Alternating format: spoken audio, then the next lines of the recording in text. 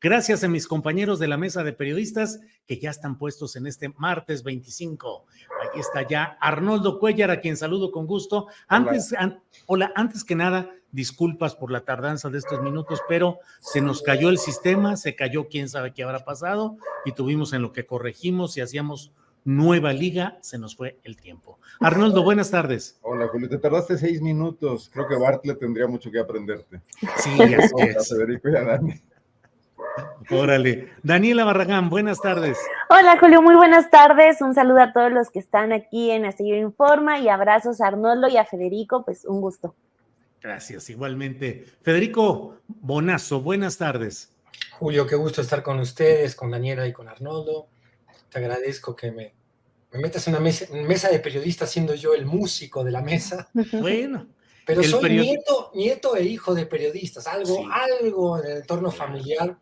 Es como una maldición familiar que acepto con muchísimo gusto. Gracias, Julio. Qué bueno, Federico, porque además hay temas que requieren de ese análisis retrospectivo también, porque, y empiezo contigo, Federico, hoy se ha dado a conocer la salida del GIEI, del Grupo Interdisciplinario de Expertos Independientes, ya se van de México como era previsible, pero pues nos dejan la confirmación, al menos desde mi punto de vista, al menos desde mi convicción, de todo el engranaje de complicidades entre las Fuerzas Armadas, la Secretaría de la Defensa Nacional, la Secretaría de la Marina, el CISEN de aquellos tiempos, respecto a la desaparición de los 43 estudiantes de Ayotzinapa, pero no solo en aquel momento, sino la continuidad de la opacidad, de la reticencia para informar, de la barrera que han puesto estos militares hoy y en estos años del propio gobierno del presidente López Obrador para permitir que se conozca la auténtica verdad de lo sucedido ahí. ¿Qué reflexiones te lleva lo que hoy ha sucedido con el GIEI y su informe, Federico? Sí, nadie puede estar muy contento con el retiro del GIEI. Por otro lado, hay que reconocerle además al GIEI que siempre contó con el apoyo de los familiares, una labor muy importante como elemento de investigación que tú también has descrito aquí, marcadas por intereses políticos, por la ley de la impunidad que ha reinado en nuestro país. Yo creo que es justo también decir que como ningún otro este gobierno, con las contradicciones que tiene el caso, y no por salir a defender el gobierno, cosa que cada vez me cuesta más en redes sociales, muy caro, sino porque es realmente mi opinión.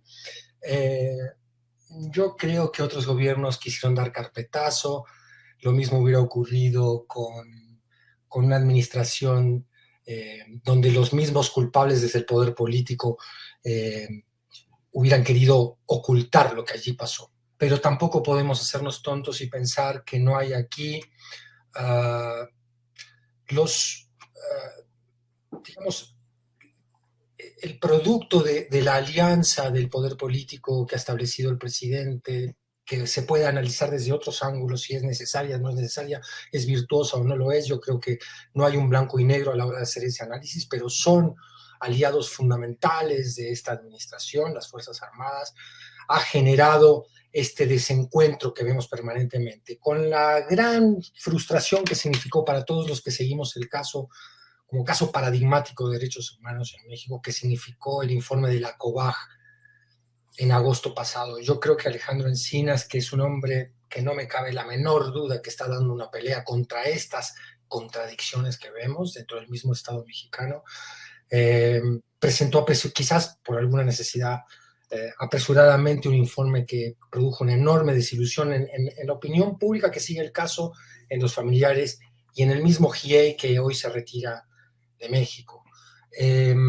Quizás vemos como dos estados en esta situación, ¿no? Hay un estado mexicano que quiere aclarar la verdad y que tiene una voluntad manifiesta. Hoy el presidente hablaba de que hay 120 personas detenidas por el caso Ayotzinapa, entre las cuales hay militares y civiles. Según mi cuenta personal, llevamos nada más 13 militares involucrados, detenidos directamente por el caso Ayotzinapa. Esto es en sí un logro. Lo que creo es que los logros se están dando en cuotas muy pequeñas y quizás sea una estrategia para no hacer un gran evento público, ¿no es cierto? Porque estas alianzas de las que hablábamos no lo permitirían. Es una sensación ambivalente la que tenemos los ciudadanos, que nos interesa tantísimo este caso con respecto a la actuación del gobierno. Por un lado, creo que hay una voluntad que no hubiera existido, repito, si la administración estuviera en manos del PRIAN, que fueron los culpables directos del contubernio entre crimen organizado y autoridades federales de los 3 órdenes públicos. Y por el otro lado, creo que sería mezquino escatimar que esta voluntad de profundizar en el caso no la tiene el gobierno. Veremos qué pasa. Yo creo que hay que mantener un monitoreo muy, muy, muy agudo de parte de la sociedad sobre cuáles son los pasos a seguir ahora que se retira el GIEI, que es, para hacer un resumen, una muy mala noticia, por supuesto. Bien, Federico, gracias. Daniela, ¿cuál es tu primera lectura de lo que acaba de pasar hace unas horas, el retiro del GIEI y un señalamiento de la opacidad y la falta de información, sobre todo desde los ámbitos militares? Daniela. Sí, coincido con esta parte que mencionaba Federico, que pues para nada es una buena noticia que se retire ya esta mínima parte que quedaba del GIEI, porque era pues una parte de tener cierta esperanza en que pues se sepa la verdad, porque aquí pues sí podemos estar hablando de los detenidos, sí podemos tener también como esas ganas de ver a los culpables tras las rejas, pero lo que tiene que ocurrir en el caso de Ayotzinapa es que esos culpables hablen para saber qué es lo que pasó con los muchachos. En el informe que dio Encinas hace un año, pues ya se dijo plenamente que son ya nulas las posibilidades de localizarlos con vida, pero pues la verdad es lo que han exigido los padres y madres de los 43 y es la verdad que merecemos todos nosotros. Ahora, creo que sí, el presidente deja ir una gran oportunidad porque siempre le han recriminado, algunos con justa razón, otros pues con un ánimo más golpista, de que se le está dando como toda la facilidad al ejército para hacer pues básicamente lo que se le dé la gana. El GIEI, desde que estuvo Peña, los que formaban parte del grupo, estuvieron denunciando todos los obstáculos que el gobierno de Peña Nieto les estuvo poniendo, que por el financiamiento, que el acceso a la información.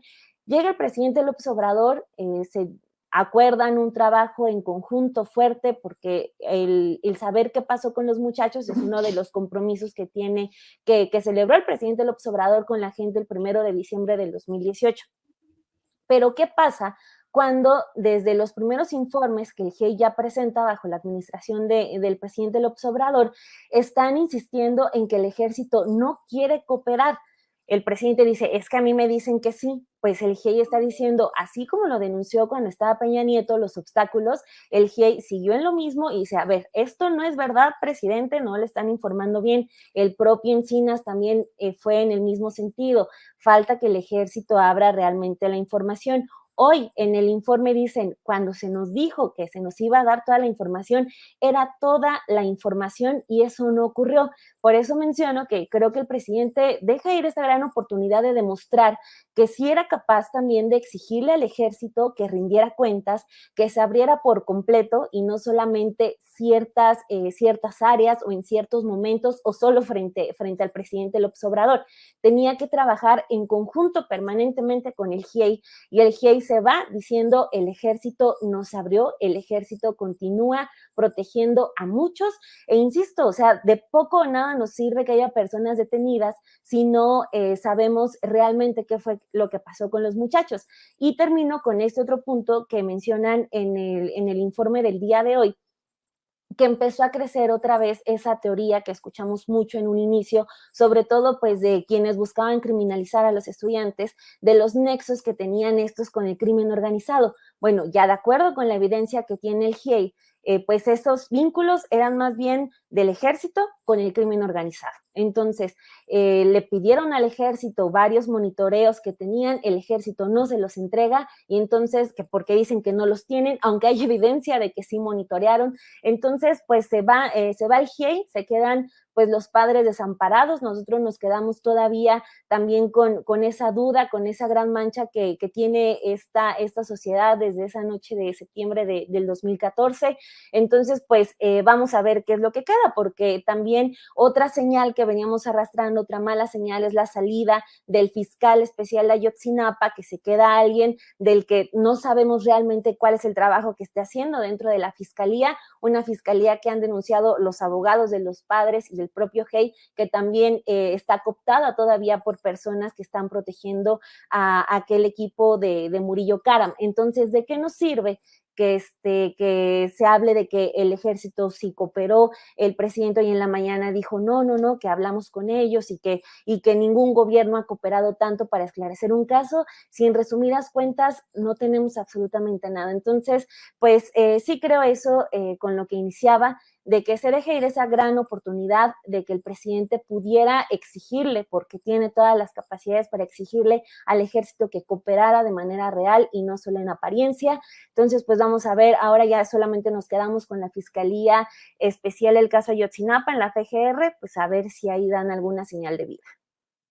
Bien, gracias, Daniela. Arnoldo Cuéllar, en su momento se decía fue el Estado y hoy se dijo ya sigue siendo el Estado. ¿Cuál es tu lectura de lo que ha pasado hoy con el GIEI, Arnoldo, y lo que han revelado? No, totalmente de acuerdo. Yo creo que la mayor continuidad entre el viejo Estado autoritario del siglo XX de México y lo que ha pasado en este siglo XXI con la alternancia o la que no llega a transición, por supuesto, es el ejército, ¿no? El ejército sigue ahí incólume. No lo tocaron los panistas y, por supuesto, AMLO tampoco lo ha tocado.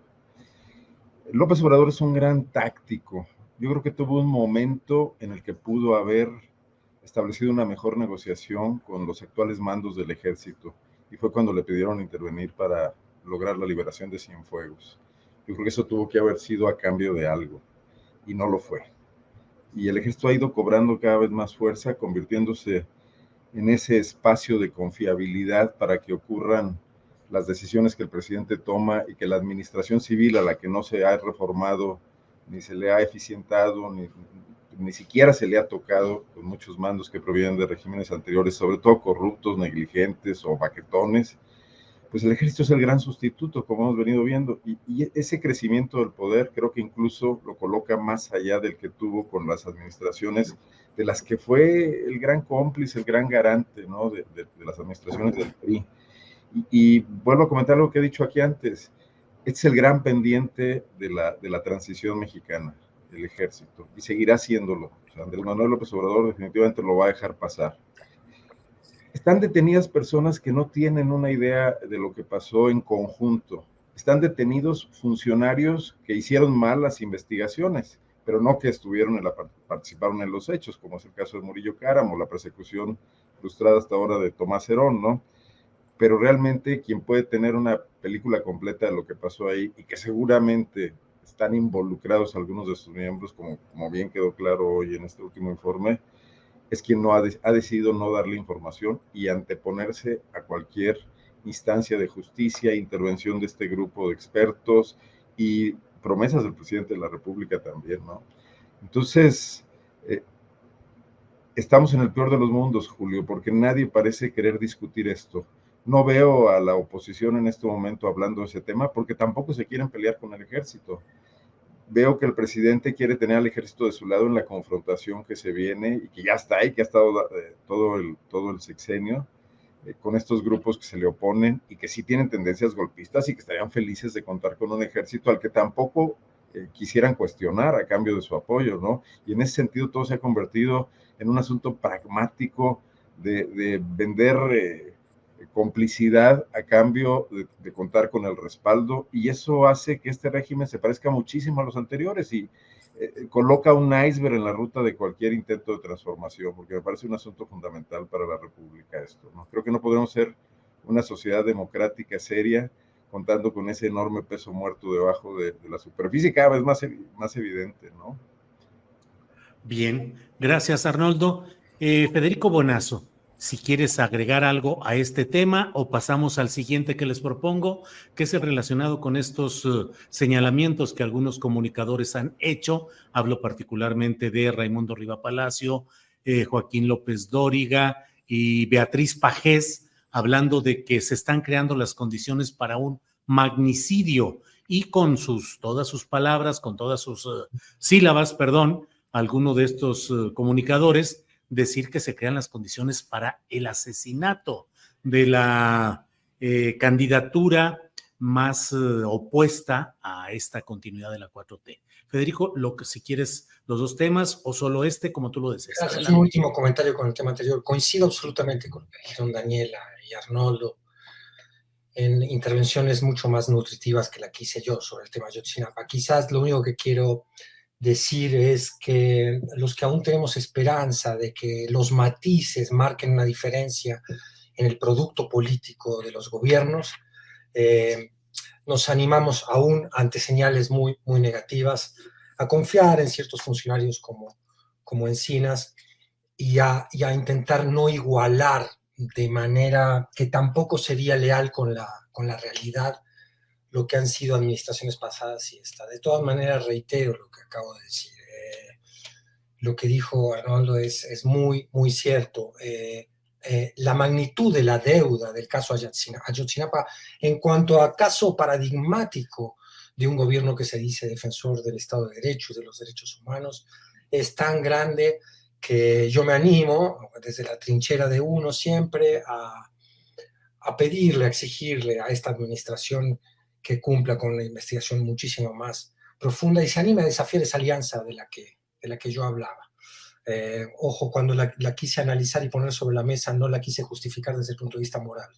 Yo pertenecí a la Fundación Hijos México y entiendo muy desde el lado de los familiares y desde el lado del dolor y del oprobio social que significa un caso como el de Ayotzinapa, lo que significan las deudas pendientes. Yéndonos al otro tema, yo creo que estamos ante un acto de terrorismo mediático. Si hay un terrorismo grave, es el que a través de una acción física causa daño en la gente para sembrar el terror, y hay otro tipo de terrorismo que es muy pernicioso para la democracia y que practica la derecha cuando las reglas de la democracia empiezan a disgustarle y a trabar su acceso al poder, y es el terrorismo mediático. Recuerdo mucho que se usó con Zedillo y tuvo costos electorales muy graves cuando se instaló en la población el terror a la guerra, imputándole al zapatismo una guerra que en realidad había desatado el Estado mexicano contra las comunidades indígenas desde hace muchísimo tiempo, apoyado en los cacicazgos genocidas y criminales que, sobre todo en Chiapas y en otras regiones del país, habían causado los terribles daños que ya sabemos todos. Es decir, ese terrorismo, ese uso de la emoción de un público que debería ya como ciudadanía madura, que muchas veces decimos que somos o que hemos adquirido, debería ser desafiado. No podemos los ciudadanos dejarnos manipular de manera tan burda por el terror mediático. Si uno lee la nota de siempre de Pajés, se da cuenta que es un acto de propaganda que trae un profundo dolo, o sea, que trae un evidente dolo que podría causar un profundo, y ha causado en el conjunto de este tipo de maniobras propagandísticas un daño a la democracia, ha erosionado las reglas elementales de lo que es la lid democrática, que implica no solo el reconocimiento del rival cuando ganó, sino descartar el uso de la difamación, la mentira y este tipo de maniobras. Evidentemente, el presidente hablaba de que detrás de esto está Salinas de Gortari, lo cual me recuerda una escena una vez con un amigo español que vino a cenar a la casa y yo dije, bueno, detrás de esto está Salinas de Gortari. Me dijo, ¿pero qué pasa con Salinas? Que todo lo justificáis con Salinas de Gortari.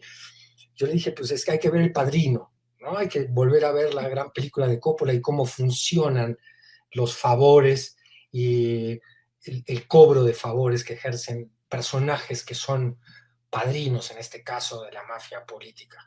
Yo creo que sí, probablemente puede estar detrás, pero lo que significa es más importante quien esté detrás, que es que la derecha puede estar intentando violentar las reglas elementales de esa democracia que quiere defender. Bien, Federico, gracias. Daniela Barragán, ¿qué opinas de esta irrupción de veras en términos que al menos a mí me preocupa desde el punto de vista del oficio periodístico? Es decir, lanzar así, de ese tamaño, una versión de que se están creando las condiciones y que para un magnicidio o para un asesinato de una candidatura opositora, y que el responsable inequívoco de todo ello es el presidente de la República, me parecen cosas preocupantes, pero ¿cómo lo ves, Daniela?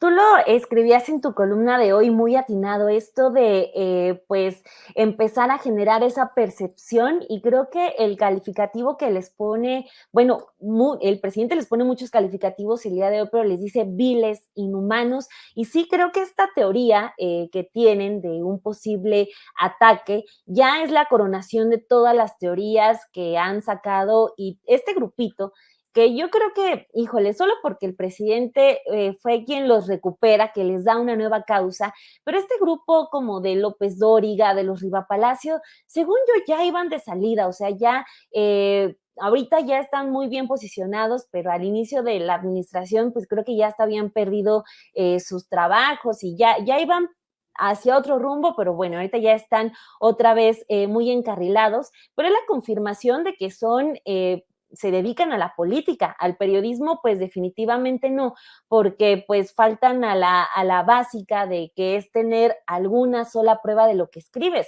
Leyendo, por ejemplo, lo que dijo Pajes y lo que dijo Riva Palacio, como que juntan todas las teorías que han venido lanzando en el pasado, por ejemplo, que el ataque puede venir por estos nexos que López Obrador tiene con el narcotráfico, que es una teoría que sale desde que el presidente le dio un abrazo a la mamá del Chapo, que la quieren atacar porque López Obrador quiere perpetuarse en el poder, otra teoría de que el presidente López Obrador quiere reelegirse prácticamente, y pues ahora de que ya sueña con Xóchitl en su cama en Palacio Nacional, por eso la ataca a diario, y ya sale este asunto del posible ataque.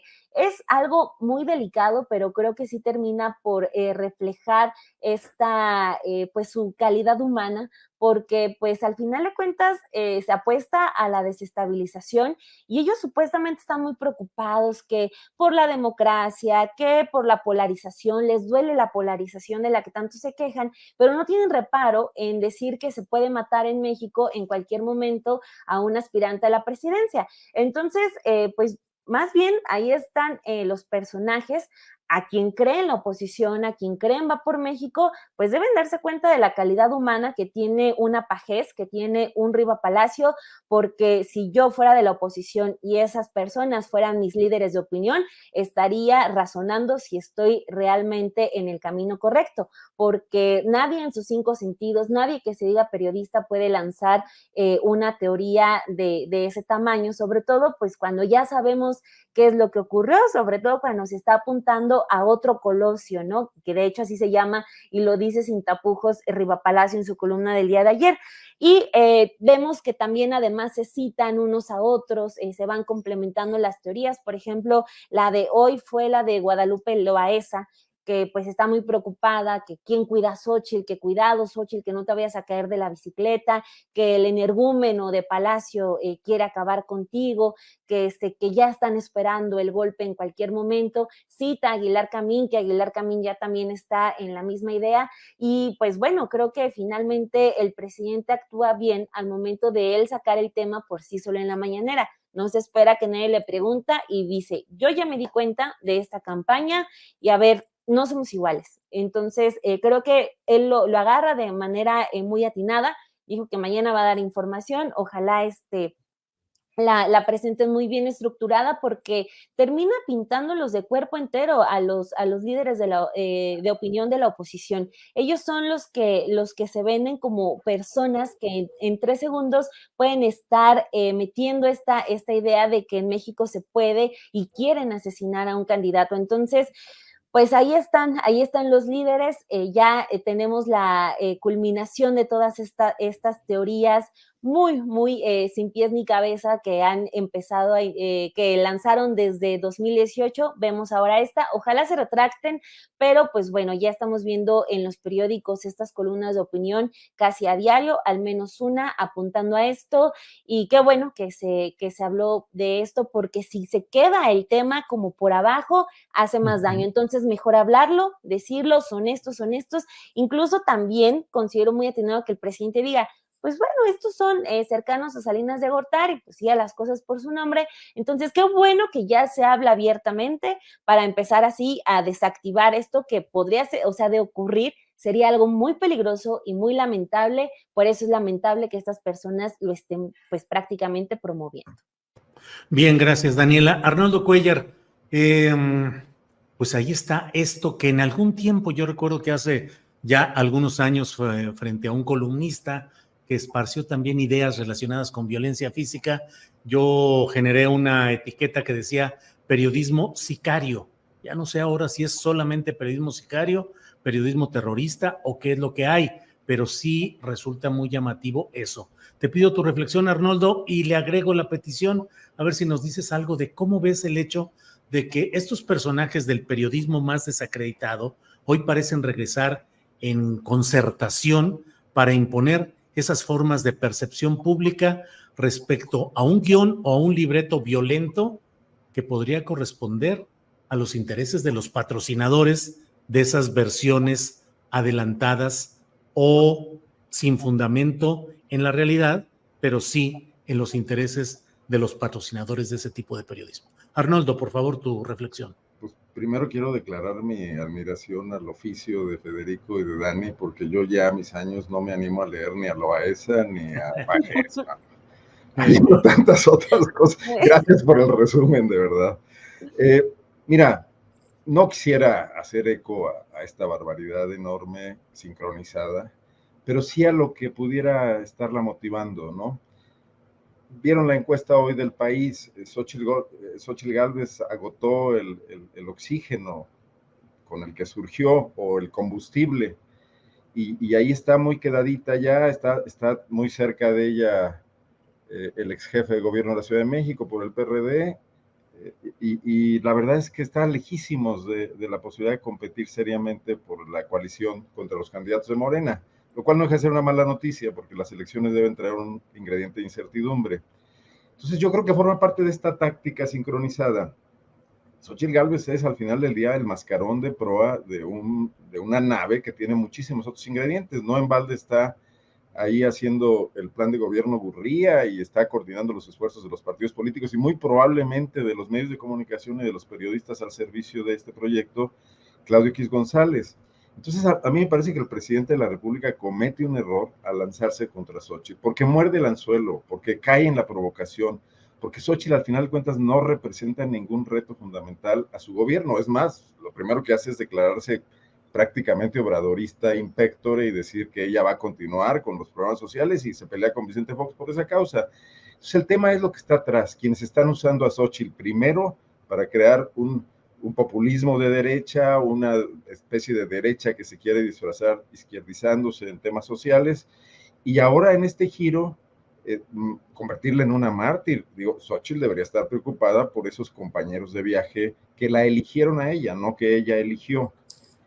Entonces, dentro de eso, lo que digan estos personajes, que bueno, pues me parece muy poco respetable la opinión que enarbolan, unos por manejarla de manera pecuniaria, que López Dóriga yo creo que no deja ir paso sin guarache, y otros por la enorme víscera, como Pajés, de odio a todo lo que represente, lo que no sea priismo. Bueno, como el PAN ya se volvió medio priista, ya lo tolera también, ¿no? Y se siente en esas mesas con Javier Lozano. Pero de ahí en más me parece absolutamente deleznable el contenido de las columnas, ni creo que nada de eso pudiese ocurrir, y creo que esto va a ser la anécdota de esta semana, y la semana que antes estaremos hablando de otra cuestión, ¿no? Bien, Arnoldo, muchas gracias. Y déjame pasar ahora a este tema. Federico, ha muerto Alejandro Martí, empresario, un hombre cruzado por la tragedia del secuestro y la muerte el asesinato de su hijo. Un mexicano más dentro de la enorme, el arco enorme de ciudadanos y de sociedad afectada por el desbordamiento de la delincuencia organizada, pero pareciera que nada o muy poco se ha avanzado de entonces a la fecha, al menos en el planteamiento o el grito central que hacía Alejandro Martí, que decía, si no pueden, renuncien. Lo dijo en presencia de Felipe Calderón, que no renunció, sino que sigue ahora defendiendo las posturas de su política en esta materia, y de Genaro García Luna, que fue secretario federal de Seguridad Pública, ahora encarcelado y en espera de que se detalle la sentencia final en su contra. Si no pueden, renuncien, dijo Martí, Alejandro Martí, y las cosas siguen allá adelante en esos claroscuros. ¿Qué reflexión te genera todo esto, Federico? Mira, de entrada los que somos padres, papás de hijos, que tenemos hijos, hijas, no podemos ver esto de una manera muy... tener la distancia necesaria para hacer un análisis que no se contamine por la emoción. Desde que yo conocí el caso, y es lo mismo que podría pasar con Javier Sicilia, con personajes con los que uno puede tener diferencias, desde ideológicas hasta de posturas políticas coyunturales, o hasta que pueden molestar ciertas formas, la magnitud de la tragedia personal que han vivido hace que uno modere muchísimo cualquier reflexión que patine en el juicio moral. Yo creo que es muy difícil ejercer un juicio sobre el rol social que han cumplido personajes que hicieron de la tragedia personal un intento para que no sucediera otra vez. Fue el caso de SOS México desde las características ideológicas y las posiciones de un empresario, como era Alejandro Martí. Cuando uno analiza los pormenores, la anécdota del caso de esa familia, pues solo puede tener tristeza. Cuando intenta ampliarlas a una reflexión sobre lo que esta sociedad está viviendo, solo puede tener tristeza. Y como tú insinuabas en tu misma pregunta, esa tristeza, por supuesto, que debe ir acompañada de un reclamo. Yo creo que este gobierno no tiene una política de dejar ser al crimen organizado para nada, como le imputa una oposición completamente maniquea y desleal con la evidencia, pero también creo que no ha logrado avances significativos en el tema de la seguridad. Podemos intentar entender por qué también, y quizás no sean solamente atribuibles a una impericia profesional de este gobierno. Yo creo que se combinan una serie de variables, no soy un especialista en el tema, pero me animo a pensar que hay ciertas inercias, hay cierta derrota territorial del Estado mexicano ante bandas criminales que han seguido creciendo, que no solo se explican por una falta de voluntad política, sino que se explican a través de otros factores. No con esto quiero justificar, vuelvo a decirlo, que la sociedad no deba criticar y exigir que el Estado cumpla con sus responsabilidades más fundamentales. La de la seguridad es una de ellas. Lastima ver que se perpetúen estos dolores. Lastima muchísimo ver que los padres, madres que han perdido o tienen hijos desaparecidos, hijas desaparecidas, sean ellas mismas, ellos mismos desaparecidos por un sistema que permite esta brutal impunidad. Es decir, que salir en la tarea más elemental del amor que tiene un padre por su hijo a buscar a tu ser desaparecido, implique también ser desaparecido uno mismo en la perpetuación de un crimen obsceno. Es una gran deuda del Estado mexicano. Quisiera desde la esperanza pensar que este gobierno así lo ve, que ha intentado resistir la inercia brutal de la crisis de seguridad que ha generado los sexenios anteriores y que ha intentado revertirla. El avance es evidentemente muy lento y puedo entender muy bien el desaliento, el desgano de tantas familias que siguen sin ver justicia.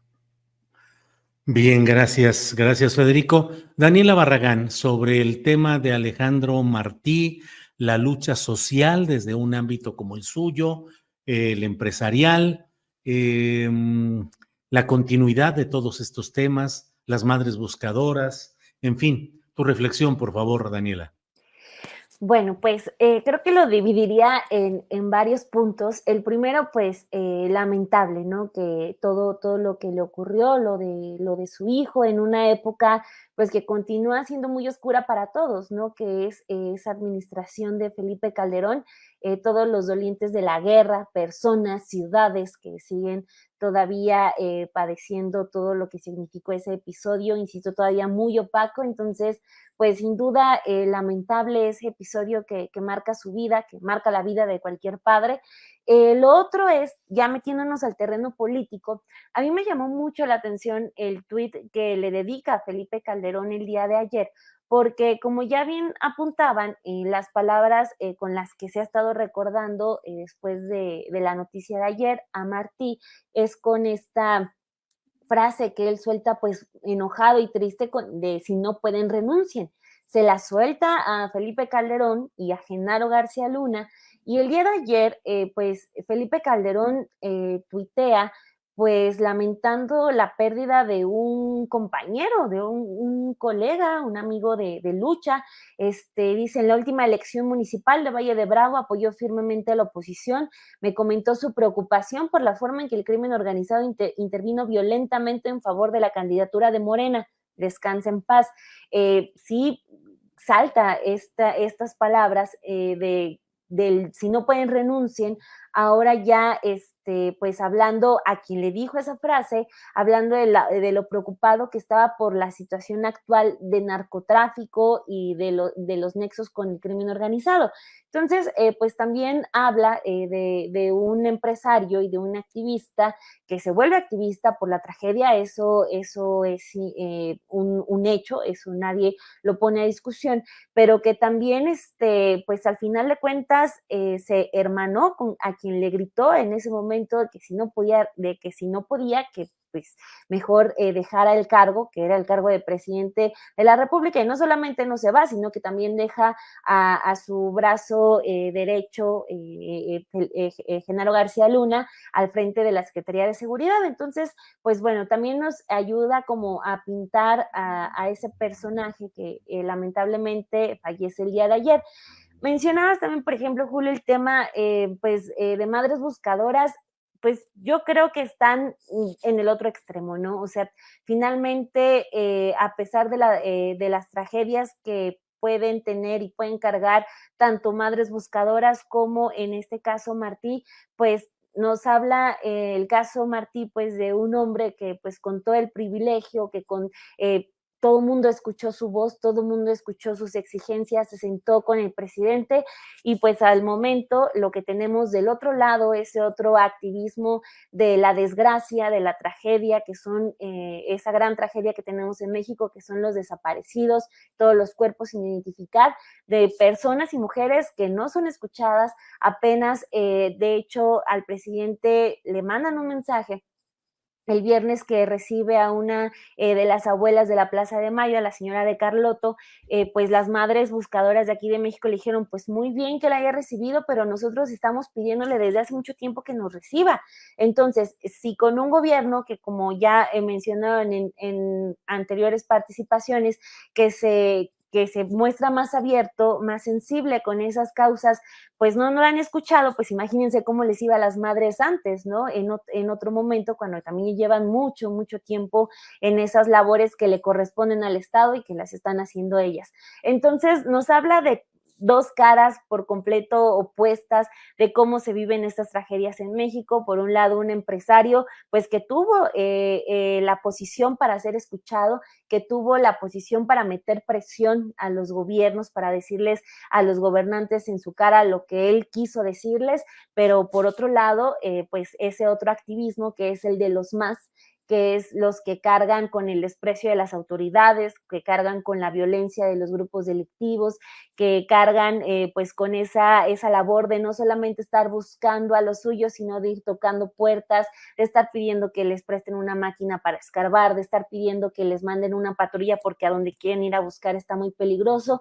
Entonces, pues bueno, la tragedia de Martí, insisto, es lo que es, marcó, fue muy importante importante en todo el capítulo Calderón, pero bueno, ya del otro lado tenemos quienes batallan todavía más con estas tragedias, y pues al menos a ellas, a las que siguen, a las que están siendo violentadas, porque hay también mucha violencia contra madres, hay madres que han sido asesinadas, apenas afortunadamente una madre que estaba desaparecida ya fue encontrada con vida y sana y salva, afortunadamente, pero pues bueno, ojalá si es que se quiere recordar a Martí, pues que vean a los activistas de ahorita, pero más allá de Martí, son grupos que han estado pidiendo constantemente que se les abran las puertas, no solamente del gobierno federal, también de los estados, todas las autoridades, las comisiones de víctimas, etcétera.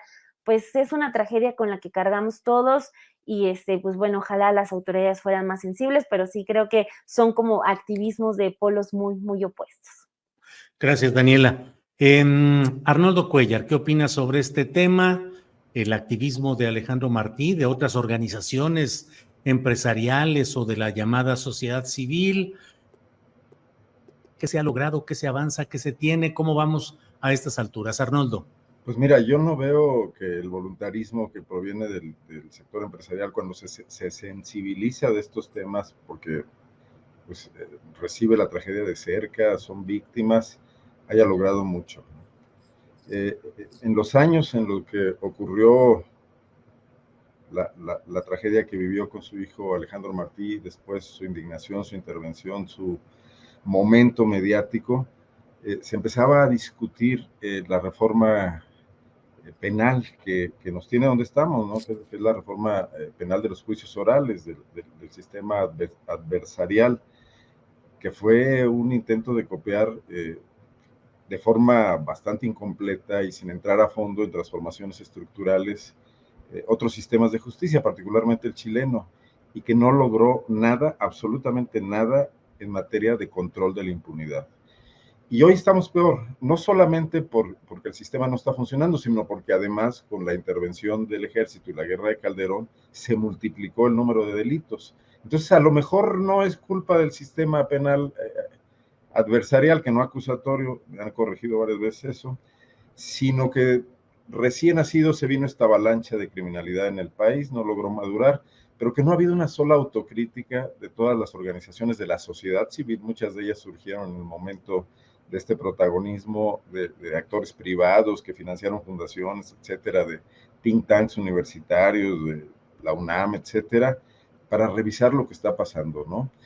En cambio, sí veo qué gran efectividad ha tenido el empresariado activo políticamente para organizar este intento de contrarrestar el dominio político de Morena, ¿no? Se ve que la seguridad no les importaba tanto, ahí no estaban metidos el Diablo Fernández o personajes de esa talla, ¿no? Y dejaron solo realmente a Alejandro Martí, pero sí les ha preocupado recuperar el poder político, volver a tener un espacio de negociación con el poder político desde el poder empresarial, poder incursionar en la toma de decisiones sobre las leyes que les afectan, las leyes fiscales, las leyes que controlan sus productos. Y hoy sí los vemos muy organizados y además han logrado someter a los partidos políticos, cosa que antes, digo, por la propia debilidad que los partidos han mostrado. Entonces son dos formas de activismo muy distintas del sector privado.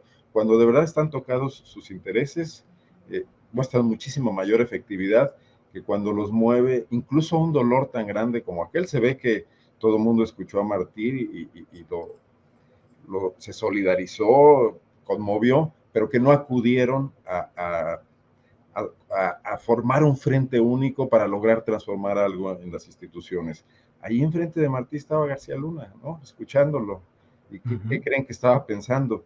Pero además quiero conectarlo un poco con el tema del principio del GAA y la conferencia de hoy, porque fue fundamental el señalamiento de que mientras que no se ha logrado comprobar ni un solo nexo hasta ahora de los jóvenes de Ayotzinapa con el tema de la delincuencia organizada, sí existen muchos indicios de que el ejército en esa zona, las policías municipales, las policías federales estaban involucradas, tenían nexos, actuaron unas con más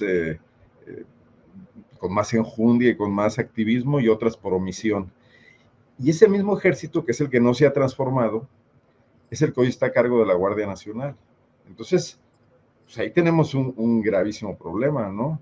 Desde las instituciones, yo ahí no veo con tanto optimismo las cifras como las que se dieron a conocer el día de hoy de la baja relativa, que es importante sin duda en el índice de homicidios del 2022, en el número absoluto y en los números relativos también, porque realmente es un azar mientras no tengamos un aparato de justicia, primero un aparato policial preventivo y luego un aparato de justicia que combata la impunidad cuando los crímenes ya han ocurrido. Eso creo que también es otro pendiente de este gobierno y que se ha avanzado en eso muy, bueno, es más, no se ha avanzado definitivamente.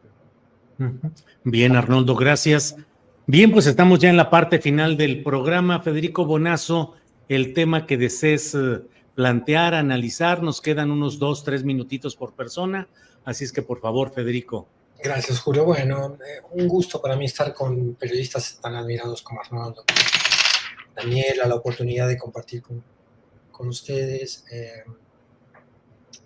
Hace poco algunos tuiteros hemos sido parte de una campaña nefasta de desprestigio que busca, yo creo que de alguna manera combatir a las voces que puedan tener una cuota de independencia en esta polarización de todo lo que hace el gobierno está mal, todo lo que hace el gobierno está bien. Quería aprovechar este espacio y te lo agradezco, Julio, para poder denunciarlo. Vi la entrevista que le hiciste a César Pineda hace poco, que fue también objeto de la misma estrategia de desprestigio. Él decía cosas muy interesantes que animo a los que nos están viendo a que revisen la entrevista que creo que se la hiciste ayer. Un estado de la cuestión muy en una síntesis brillante, en muy poco tiempo de lo que es la derecha y cuál es la situación de esa derecha autoritaria que se moverá según sus intereses y los balances electorales se vayan presentando a medida que las estadísticas avancen. Lo que decía Arnoldo un poco de que Xochitl ya parece desinflarse, ese desinfle de Xochitl llevará a qué tipo de maniobras de esa derecha que es autoritaria y muy poco democrática cuando se ve cada vez más lejos del poder. Reitero el gusto grande de haber compartido esta mesa, de que me hayas invitado.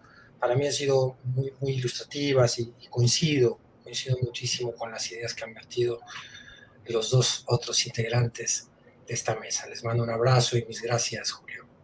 Gracias, Federico, muy amable. Daniela, postrecito, por favor.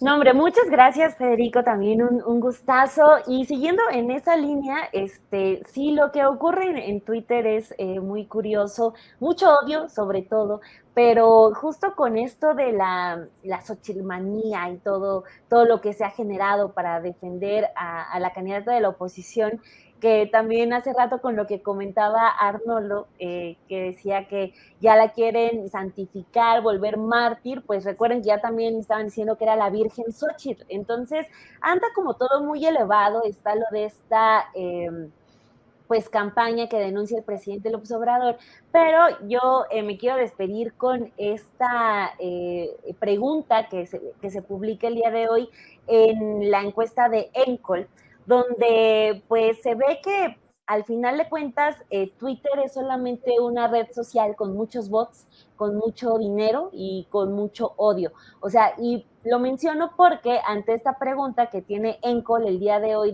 independientemente de por cuál partido político votaría usted de las siguientes personas, ¿a quién prefiere como candidato o candidata?